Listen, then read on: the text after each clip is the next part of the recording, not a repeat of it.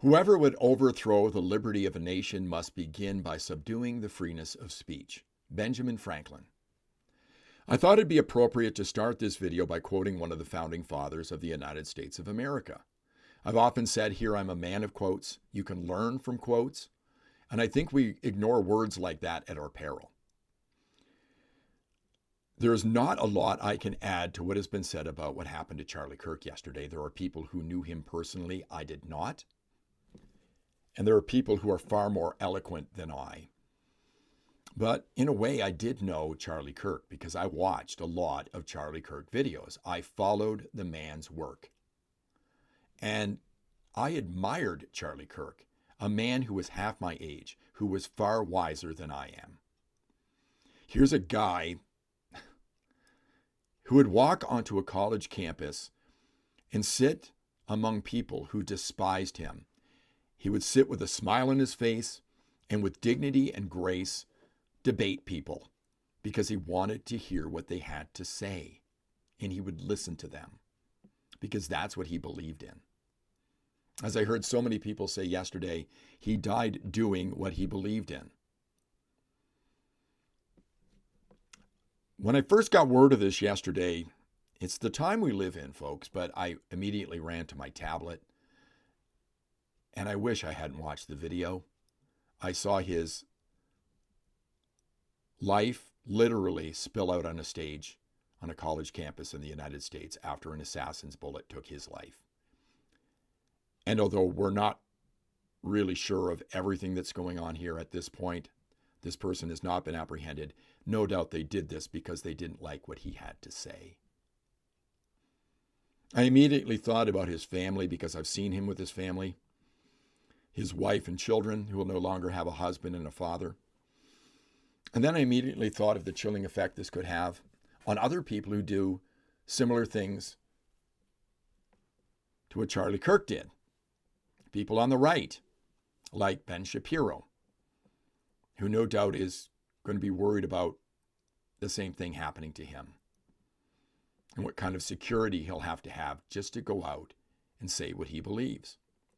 I watched one of Ben Shapiro's co-workers, Michael Knowles, yesterday talk about Charlie Kirk and how many people spoke about him being a future president of the United States of America.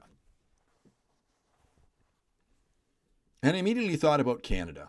The United States has what's called the First Amendment of the Constitution. It's not the 10th Amendment. It's not the 5th. It's the first, because the founders of the United States of America realized that freedom of speech was one of the most important things, so they made it first.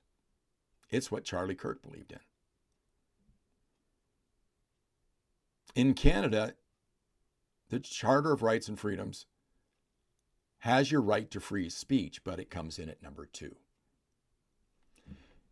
Number 1 gives the government the right to take away your rights, and we've seen that happen quite recently here in Canada. But I worry about what is coming. Yesterday, I was on with Corey Morgan and the Corey Morgan Show on the Western Standard, and we were talking about Parliament coming back. And we never got to it, but I was going to bring it up if it came up in the conversation about something I was very concerned about as a conservative here, and how the Liberals were going to bring back the Online Harms Act here, which will get the support of the Bloc Québécois and the NDP, which will have written into it the right of the government to take away your free speech, to tell you what you can and cannot say, to determine what is considered hate speech in this country. I am a free speech absolutist. If you're not threatening somebody, you should be able to say whatever you want. But we don't have free speech rights in Canada right now, and I'm concerned about that. I'm concerned about things that I see coming out of England, for instance, where people are sitting at home and the police show up at their door and they tell them that they're going to go down to the police station because they've been accused of a non-crime hate incident. How Orwellian is that? And these are the things I thought about after what happened to Charlie Kirk yesterday, who believed in the right to freedom of speech. And he gave everybody that right, and now he's gone. Just on a final note,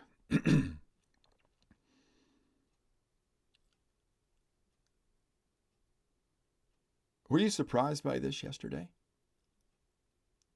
It's shocking.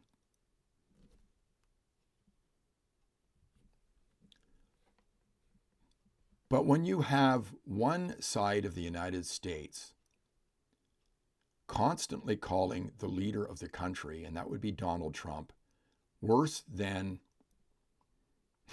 talk about free speech, and I can hardly say it on YouTube, worse than the guy who ran Germany from 1933 to 1945, is it any wonder that somebody's going to take up a gun and start firing, like what happened to President Trump last summer?